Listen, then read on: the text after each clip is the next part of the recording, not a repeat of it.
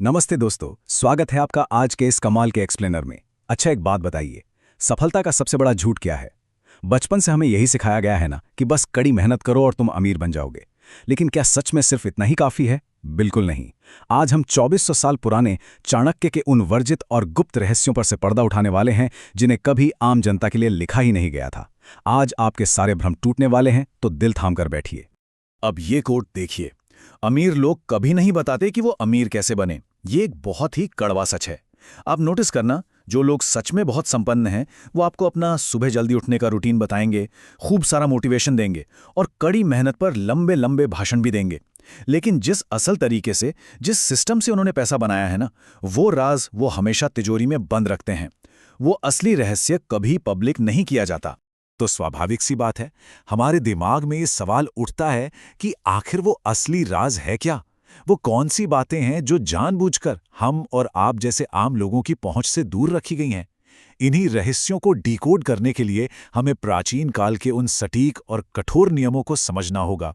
तो चलिए, बिना टाइम वेस्ट किए उन गुप्त सूत्रों में डाइव इन करते हैं जो सफलता की पूरी पिक्चर ही बदल के रख देंगे। पार्ट 1, दिखावा नहीं, छवि का प्रबंधन। पावर के इन दो अलग अलग रूपों को जरा ध्यान से देखिए।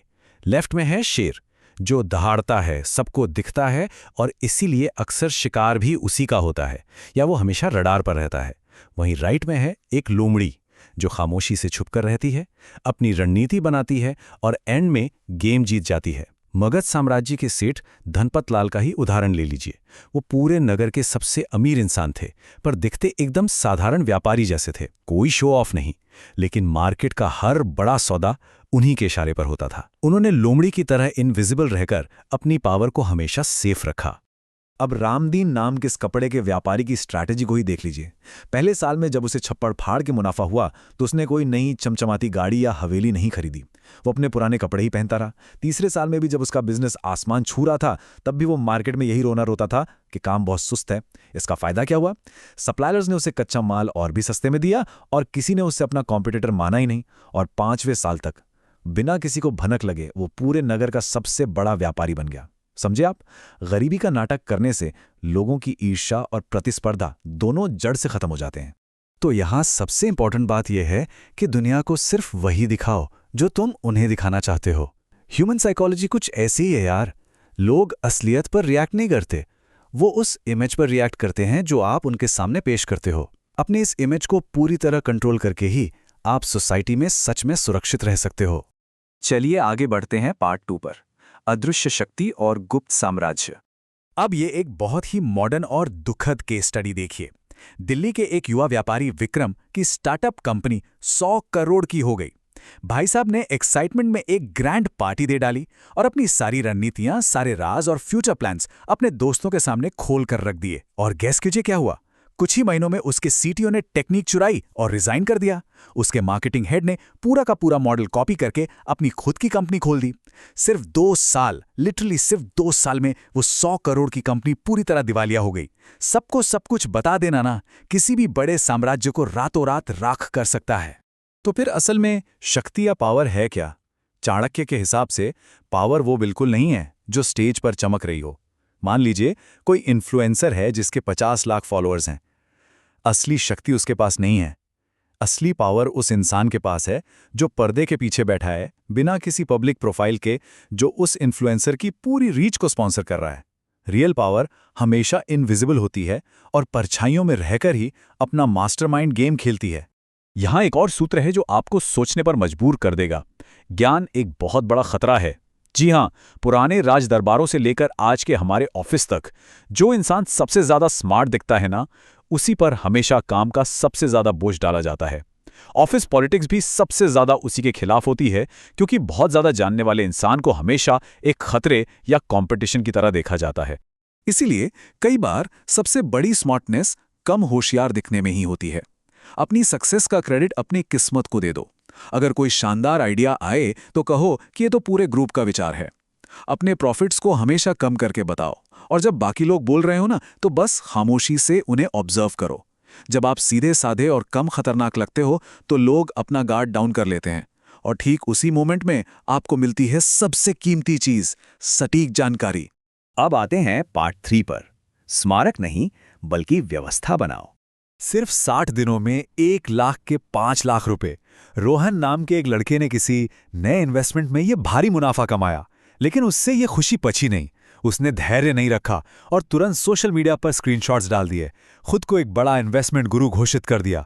रिजल्ट, रिश्तेदारों की तरफ से अचानक उधार की डिमांड आने लगी, इनकम टैक्स के नोटिस आ गए, जिंदगी में भयंकर तनाव आ गया और एंड में उसका सब कुछ खत्म हो गया। जो चीज बहुत जल्दी चमकती है ना, वो अक्सर उतनी ही जल्दी बुझ भी जाती है। भव्य महलों, शानदार लग्जरी घड़ियों और महंगी गाड़ियों को स्मारक कहा जाता है। ये सिर्फ दिखावे के काम आते हैं और आपके बैंक अकाउंट को दीमक की तरह चाटते रहते हैं। इसके बिल्कुल उलट होती है व्यवस्था, यानी आपका सिस्टम, जैसे कि डिविडेंड देने वाले पोर्टफोलियो या पैसिव इनकम के सोर्सेज। ये सिस्टम किसी को दिखाई नहीं देते, लेकिन जब आप गहरी नींद में सो रहे होते हैं ना, तब भी ये आपके लिए पैसा बना रहे होते हैं। इतिहास गवाह है, जिन्होंने अपने ईगो के लिए स्मारक बनाए वो गरीब हो गए, और जिन्होंने खामोशी से सिस्टम बनाए वो पीढ़ियों तक ताकतवर बने रहे।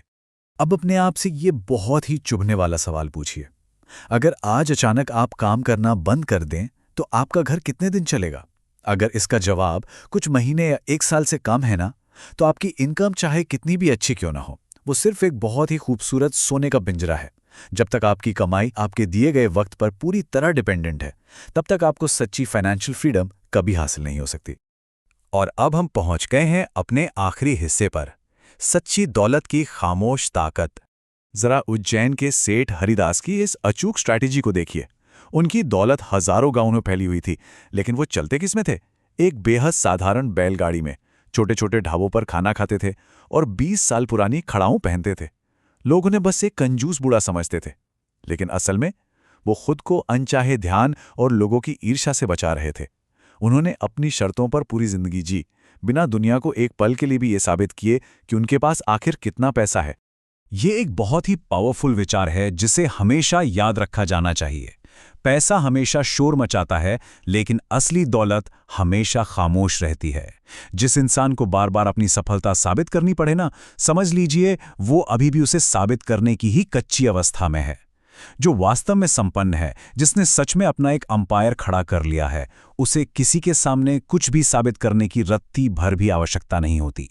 तो इस पूरे एक्सप्लेनर का सार बस इसी एक लाइन में छुपा है, खामोश रहो, अपना काम करते रहो और जीत हासिल करो। जब दूसरों को साबित करने की होड़ खत्म हो जाती है, तभी आपकी असली प्रगति शुरू होती है।